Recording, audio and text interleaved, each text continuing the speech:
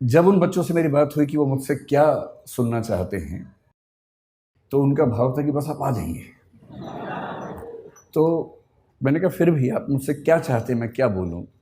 बोले आप जो टॉपिक चाहें बोल दीजिए। तो मैंने एक टॉपिक उनको भेजा कुछ, तो फिर उन्होंने 5 भेजे, जिसका भाव ये था कि आप जो बोलना चाह रहे हैं वो तो ठीक नहीं है, इनमें से कोई देख लीजिए। वो बड़े अच्छे टॉपिक्स थे और पांचों टॉपिक्स बड़े अच्छे थे, जिसमें से एक था पर्पस ड्रिवन एंटरप्रेन्योरशिप, एक था role of ethics in business, एक था role of philosophy in business, एक था stoicism, the importance of stoicism in business. ऐसे करते करते कुछ चीज़ें बताई और बताया कि क्योंकि ये बिजनेस कॉन्क्लेव है तो हम ये ज़रूर चाहेंगे कि थोड़ा सा पर्सपेक्टिव इकोनॉमिक्स पर, बिजनेस पर, इन चीज़ों पर आपका रहे। तो वो टॉपिक्स इतने प्यारे थे और एक डाइवर्सिटी इंक्लूजन पर था, और आज 14 अप्रैल का दिन डॉक्टर अंबेडकर का जन्मदिन भी है, तो डाइवर्सिटी इंक्लूजन की बात आज के दिन करना तो वैसे ही बड़ा मानीखेज है, मीनिंगफुल है। लेकिन मुझे इस बात का अंदाज़ा था कि जब हम फेस्टिवल के मूड में होते, जैसे अभी आप लोग हैं, बिजनेस कॉन्क्लेव है, सुबह से आप कई स्पीकर से सुन रहे हैं, और अभी आखिरी सेशन में ये भी होता है कि छूटे तो भागें, छुट्टी का टाइम होने वाला है। स्कूल में जैसे होता था ना कि जैसी टन टन टन बजता था, वैसे ही लोग बैग उठा के भागते थे।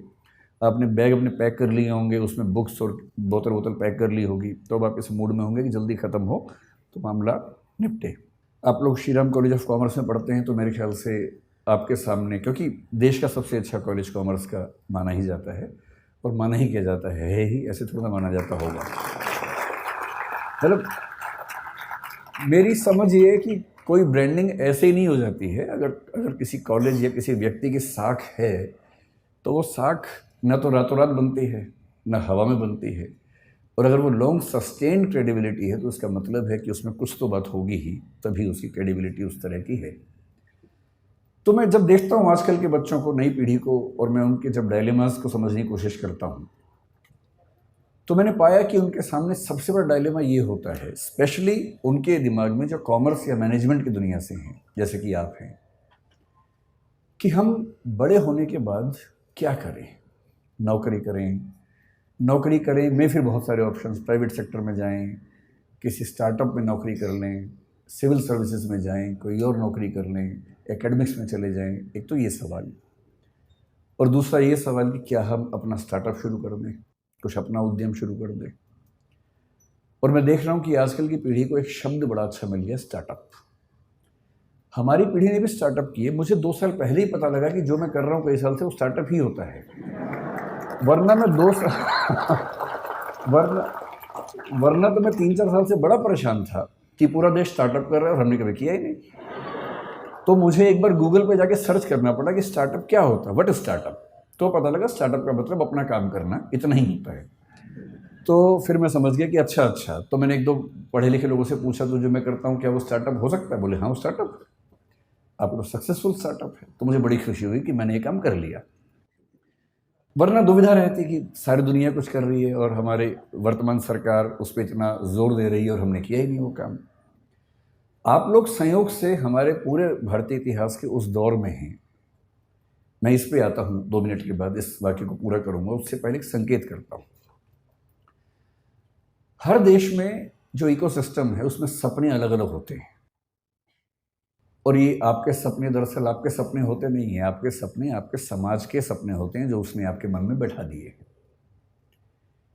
ऐसा संयोग नहीं है कि हमारे पास जो बच्चे आते हैं उनमें से बिहार, उत्तर प्रदेश, राजस्थान के बच्चे आमतौर पर सिविल सेवक बनने के मूड से ही आते हैं। और यदि मैं उनसे कहूँ कि कभी अपना स्टार्टअप सोच के देखो, तो उनके चेहरे पर ऐसा भाव आता है कि मैं क्या सोच रहा था और आप मुझे किस लायक समझ रहे हैं। क्योंकि उनको जो वैल्यू सिस्टम है जो सोसाइटी ने दिया है वो सिविल सर्वेंट बनने का ही है। उनके लिए उससे बड़ा कोई सपना है नहीं। लेकिन जब मैं गुजरात के लोगों से मिलता हूँ, विशेष रूप से मारवाड़ी या सिख समुदाय के लोगों से मिलता हूँ, तो उनसे नौकरी की बात कर रहा हूँ, हंसने लगते हैं कि नौकरी क्यों करेंगे, धंधो करेंगे, धंधो, अपना काम करेंगे भाई, अपना ही उद्यम करेंगे। सारा खेल वैल्यू सिस्टम का है। हम उस समाज के लोग हैं जहां ज्यादा पैसा कमाने का सम्मान ज्यादा नहीं है। आप कितना ही पैसा कमा लें, लोग आपको सम्मान देंगे नहीं जब तक आप उससे बड़ा कुछ नहीं कर लेंगे। लेकिन कई देश ऐसे हैं, कई समाज ऐसे हैं जहाँ पर धनी होना, सफल उद्यमी होना अपने आप में एक सक्सेस की निशानी है। मैं एक एग्जाम्पल देके बात करता हूँ। मुझे एग्जाम्पल देने की बहुत बीमारी है, उसी से बात समझाना आसान भी लगता है मुझे। मैं अभी करीब 12-13 दिन अमेरिका में रहा। मैं 5 विश्वविद्यालयों में गया सिर्फ उनका सिस्टम समझने के लिए। उनमें से 2 में मुझे निमंत्रण था, 3 में मैं बिना बुलाए पहुंच गया कि मैं देखना चाहता हूं कि कैसे आप लोग काम करते हैं। तो वहाँ के कुछ स्टूडेंट्स, कुछ प्रोफेसर से परिचय था, तो उनके साथ मैंने पूरा विश्वविद्यालय देखा, समझा, कुछ बच्चों से मिला, उनके सपने पूछे, उनके पढ़ने का तरीका पूछा, प्रोफेसर से पढ़ाने का तरीका पूछा। पर्पज़ ये था कि कल को अगर मैं कोई विश्वविद्यालय शुरू करूं, जो कि मेरा एक सपना है, तो मेरे पास एक टेम्पलेट हो या कई टेम्पलेट्स हों कि एक अच्छा विश्वविद्यालय कैसा होता है और बच्चों की पूरी ग्रूमिंग का तरीका क्या होना चाहिए। तो उन्होंने सब मुझे बताया। मैंने वहाँ जो बिज़नेस पढ़ रहे थे, 1-2 बच्चे जिन्होंने बिज़नेस स्टडीज़ पढ़ा हुआ था, मास्टर्स लेवल पर या ग्रेजुएशन लेवल पर, और मैं अच्छे यूनिवर्सिटी की बात कर रहा हूँ, मैं यूटी ऑस्टिन की बात कर रहा हूँ, मैं मिशिगन यूनिवर्सिटी के रॉस स्कूल की बात कर रहा हूँ, मैं कोलंबिया यूनिवर्सिटी की बात कर रहा हूँ, इनकी बात कर रहा हूँ, जहाँ पर पढ़ना किसी के लिए बहुत बड़ा सपना हो सकता है। वहाँ जिन लोगों ने बिजनेस स्टडीज़ की पढ़ाई की, उनसे मैंने खूब बातें की, 1-1, 2-2 घंटे बात की, और अंत में एक कठोर सवाल पूछा। मैंने कहा 2 बातें बताना सीधे सीधे। एक तो ये कि यहाँ से पढ़ने के बाद क्या पैकेज मिलेगा तुम्हें। वो थोड़ा चौंक जाते थे कि कितना सीधा सवाल पूछ लिया। मैंने कहा इसीलिए पूछ रहा हूँ कि मुझे पता तो हो कि यहाँ आप आए तो उसका फ़ायदा है कि नहीं है। तो उनमें से कुछ ने, मैं स्पेसिफिक नहीं होऊंगा क्योंकि उनकी प्राइवेसी का मामला भी है, 1-2 लोग जो मास्टर्स में काफ़ी अच्छे लेवल पर थे, पूरी स्कॉलरशिप पर गए हुए थे, उन्होंने बताया कि सर हमने जो यहाँ खर्च किया है, मतलब जो बिना फेलोशिप वाले लोग खर्च करते हैं, वो करीब भारतीय करेंसी में 1.5 से 2 करोड़ रुपए के बीच का खर्चा हो जाता है 2 साल की पढ़ाई करने का। स्कॉलरशिप है तो अलग बात है, नहीं तो इतना खर्चा हो जाता है। तो मैंने कहा उसके बाद होगा क्या? बोले सर हम जो डिग्री कर रहे हैं ना, उसकी वैल्यू बहुत ज़्यादा है, तो जब हम उतरेंगे बाज़ार में तो हम मान के चलते हैं कि हमें 1-8 साल के अंदर अंदर 2 लाख USD का एनुअल पैकेज मिल जाएगा, जिसका मतलब वही 1.5 से 1.6 CR के आसपास का पैकेज मिल जाएगा। और हमारे खर्चे हैं, लोन है थोड़ा थोड़ा, वो सब हम 3 साल में चुका देंगे, क्योंकि खर्चा भी वहाँ ज़्यादा होता है, लेकिन हम साल में 60-70 लाख रुपए बचा लेंगे, 3 साल में सारा लोन चुका देंगे, तो 2 साल की पढ़ाई का बोझ 3 साल में उतरेगा। उसके बाद हम लगभग $2 लाख हर साल कमाएंगे और लगभग $1 लाख साल का बचा लेंगे, जो कि भारत के हिसाब से काफ़ी ज़्यादा आय का मामला है। तो वैसे हम बहुत खुश यहाँ नहीं हैं, क्योंकि सोशल लाइफ वैसी नहीं है हमारी, but still financially we will be so good that we can be happy on that ground. तो मैं उनसे बहुत प्रभावित हुआ। मैंने कहा वाह क्या बात है, आप खूब सफल हों, अच्छे उद्यम करें, और जैसे जैसे आगे बढ़ेंगे फिर तो पता नहीं क्या होने वाला है, बाद में 2 लाख से बढ़ के 2.25 होगा, 2.5 होगा। मैंने कहा सीधे बताओ कि 20 साल बाद कितना होगा? काफ़ी सोच के बोले कि सर जो 2-3% लोग हैं सबसे शानदार, वो 20 साल बाद शायद $3 लाख के आसपास भी आ जाएंगे, 2.5 करोड़ कमा लेंगे। मैं बड़ा खुश हुआ। मैंने कहा चलो भारत का हर बच्चा वहाँ जाके करोड़पति हो जाए, इससे बड़ी खुशी की क्या बात है। सारा मैं खर्च तो ना करेगा, यहाँ भी तो भेजेगा वापस करके, तो रेमिटेंसेस हमारे पास आएंगी, तो हम इस बात से खुश हो सकते हैं। फिर कल मैं न्यूयॉर्क में था, तो वहाँ से जब मैंने टैक्सी पकड़ी JF कैनेडी एयरपोर्ट के लिए, तो मेरी आदत है कि मैं जब टैक्सी में जाता हूँ तो जो टैक्सी ड्राइवर है उससे खूब गप्पे मारता हूँ आधा 1 घंटा, वो पक जाता है मुझसे बात करते करते। तो मैंने उसको पकड़ लिया। ये जो बच्चा था, अच्छा अमेरिका में टैक्सी चलाने वाला आपको अमेरिकन तो आमतौर पर नहीं मिलेगा, 10 में से 1 मिलेगा, बाकी 9 विदेशों के लोग मिलेंगे जो ग्रीन कार्ड पे हैं या वर्क वीज़ा पे हैं और अपनी रोजी रोटी वहाँ कमा रहे हैं। लेबनान के मिलेंगे, कुवैत के मिलेंगे, और जो मुझे कल मिला काजिकिस्तान का, हाँ काजिकिस्तान का मिला, ताजिकिस्तान का सॉरी मिला। प्यारा सा बच्चा था। मैंने उससे उसका नाम पूछा, अच्छा सा नाम था पर मुझे याद नहीं है क्योंकि नाम कुछ अलग किस्म का था। अगर आपको बहुत शौक है तो मैंने नाम नोट कर लिया था, मैं नोट कर लेता हूँ खटाक से, ताकि मैं बाद में केस स्टडी की तरह उसे कहीं कोट कर सकूं, क्योंकि मेरा काम ही ये है कोट करना जगह जगह जाके। तो मैंने देखिए, मैंने एक नोट बना रखा है, टेकअवेज ऑफ USA ट्रिप 2023। उसमें जो आखिरी स्टडी है वो है टैक्सी टू JFK एयरपोर्ट। उसका नाम था गाई राटी, 23 साल का बच्चा था, ताजिकिस्तान से। मैंने उसको इंग्लिश नहीं आती थी, ताजिक भाषा आती थी जो मुझे नहीं आती थी, उसे हिंदी भी नहीं आती थी। अच्छा, ऐसे में क्या होता है कि इशारों की भाषा में काम चलता है फिर थोड़ी देर के बाद तो, और इशारों की भाषा यूनिवर्सल है। और अंग्रेज़ी इतनी उसको आ गई थी कि सेंटेंस का स्ट्रक्चर नहीं आता था ना, बाकी तो आता ही था, आई गो ताजिकिस्तान ईयर, तो इतना बात समझ में आ गया था कि साल में एक बार जाता है। तो इस तरह से सिंटेक्स के बिना जो भाषा काम करती है उस भाषा में काम चल रहा था। तो मैंने पहले उससे पूछा व्हाट्स योर नेम, उसने घूर के देखा था, मैं कहा नेम, वो समझ गया नेम पूछ रहा है, तो उससे बताया गैराटी। फिर मैंने कहा एज, तो उसने कहा 23 ईयर्स। भारत में फूफा लोग इतना करने के बाद तो रिश्ता तय कर लेते हैं, तो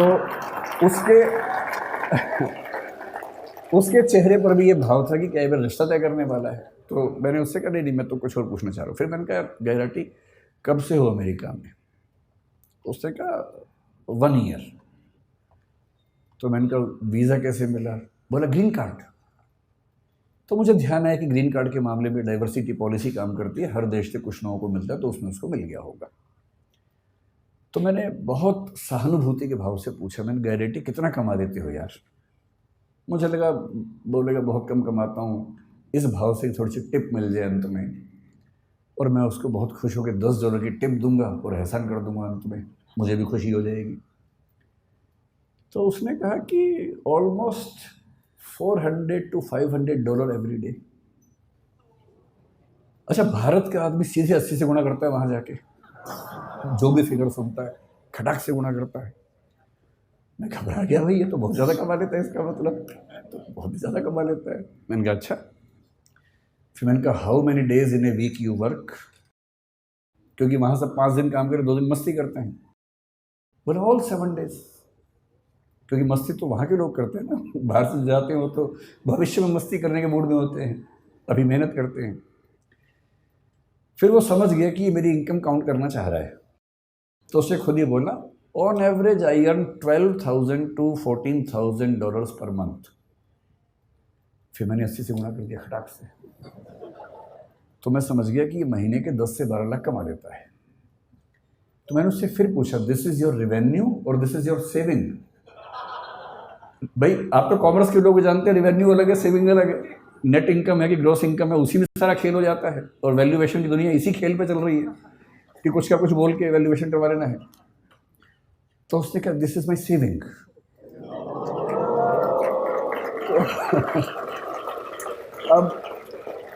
अब मुझे घबराहट होने लगी, क्योंकि वो 10 से 12 लाख महीने का कमा रहा था, और उसको 12 से गुणा करूंगा तो 1,20,00,000 से 1,44,00,000 हो जाएगा साल का, जो कि 2 साल की MBA करने के बाद 3 साल लोन चुकाने के बाद भी लगभग उतना हो रहा था।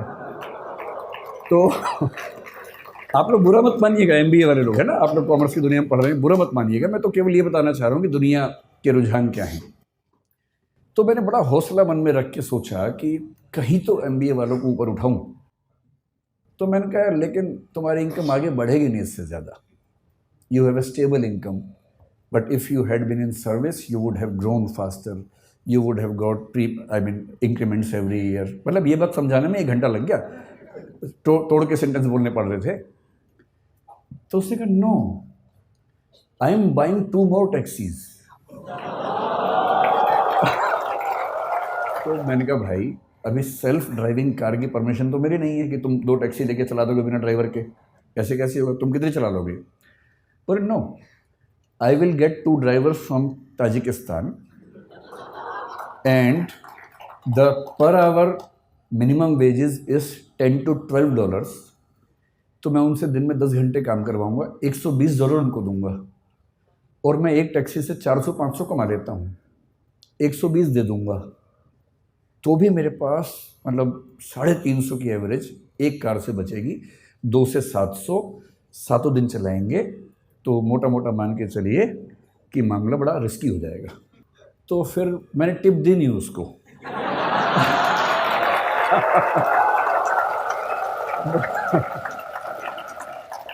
मुझे चिंता थी कि जब मैं उतरूंगा कहीं वो मुझे टिप ना दे दे थोड़ी सी, कि भाई आपने इतना पूछा, थोड़ा आप चिंतित हो गए होंगे, अगर आपको टिप चाहिए हो तो आप ले सकते हैं। और मज़े की बात क्या बोला, साथ में पढ़ाई भी करता है वो, इस सब के साथ साथ वो ऑनलाइन या हाइब्रिड करके कुछ पढ़ाई भी करता है साथ साथ। तो मुझे लगा कि श्रीराम कॉलेज ऑफ कॉमर्स के लिए सही केस स्टडी मिल गई मुझे, क्योंकि यहाँ बिजनेस कॉन्क्लेव में तो ऐसी बात करनी चाहिए। तो मैं अपनी बात को केवल 10 मिनट में सार इस एनेक्डोट के माध्यम से समझाना चाह रहा हूँ। आप लोग अभी युवा हैं, जिंदा हैं और सपने देखते हैं। जिंदा होने का मतलब वो नहीं होता है ना, जिंदा होने का मतलब होता है जो जिंदा हो तो फिर जिंदा नजर आना जरूरी है, ये मतलब होता है ना। जिंदा एक बहुत प्रसिद्ध शेर है, उसूलों पे जो आँच आए तो टकराना ज़रूरी है, जो ज़िंदा हो तो फिर ज़िंदा नज़र आना ज़रूरी है। तो मैं इसलिए कह रहा हूँ कि आप लोग ऊर्जा से लबरेज युवा हैं और अभी आपके सपने देखने की उम्र है। ज़िंदा तो बहुत लोग हैं, लेकिन कुछ लोग ज़िंदगी ढो रहे हैं, घिसट रहे हैं, और आप भरे हुए हैं ऊर्जा से। इस देश को नौकरी मांगने वालों से ज़्यादा नौकरी देने वालों की ज़रूरत है, और हम अपने 5000 साल के इतिहास में पहली बार उस दौर में हैं जहां स्टार्टअप करने वालों को इज्जत मिल रही है, वरना यहाँ इज्जत नहीं होती है। अभी जो सरकारें हैं हमारे पास, सेंटर में भी, कुछ स्टेट्स में भी, और किसी मामले में आप उनसे सहमत हों, असहमत हों, समर्थन करें, विरोध करें, इस मामले में तो आपको मानना पड़ेगा कि उन्होंने पहली बार स्टार्टअप करने को इज्जत वाला काम बना दिया है। और यदि ऐसा बना ही दिया है, और फिर श्रीराम कॉलेज ऑफ कॉमर्स के ग्रेजुएट्स जिन लोगों ने बिजनेस को इतना ध्यान से समझा है, उसकी बारीकियां समझी हैं, वो उसके बिना अगर वो भी नौकरी ढूंढते रहेंगे तो फिर देश कैसे आगे बढ़ेगा।